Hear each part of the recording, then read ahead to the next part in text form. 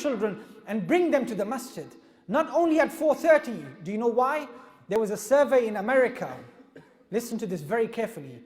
There was a survey in America that children who went to Sunday school to the church, children who went to Sunday school to the church as young children, they were the ones who rebelled against Christianity the most. They were the ones who rebelled against Christianity the most. And guess what? It seems like it's identical to the masjid. That those who come to the masjid at 4:30 every day and their parents send them and say, "Jao sabak paro, go to the mosque and read," they'll be the ones who rebel the most. Do you know why?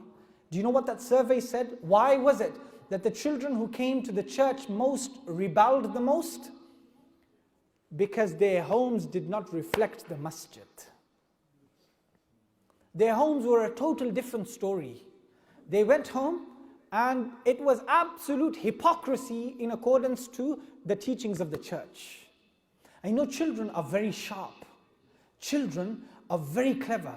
For example, I asked a young boy who came to our madrasa, I said, "Why are you late for?" He said, "My mom was watching a drama." Then, when the madrasa time finished, parents come pick up their children. One child, no one came to pick him up. So I was ringing the parents saying, "Why haven't you come to pick this child up? We can't leave him here on the street." And what did the child say? This was even before the parents turned up. He said, "My mom's probably watching a drama."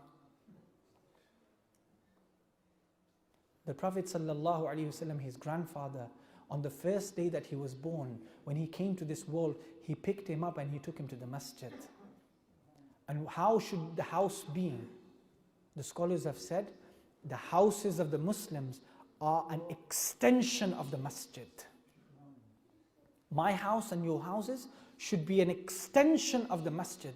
What does that mean? When we come into the masjid, we take off our shoes. When we walk into our homes, we should take off our shoes. When we come into the masjid, we find tranquility and peace. When we walk into our homes, we should find tranquility and peace. But if parents allow for their children to sit in front of a cinema screen in their homes, and they give the remote to their children and say, "There you go, whatever channel you want, flick," who's going to be accountable on the Day of Judgment? I ask children all the time about what happens in their homes. When I was young, we used to have television screens in the sitting room where everyone sits. Now children have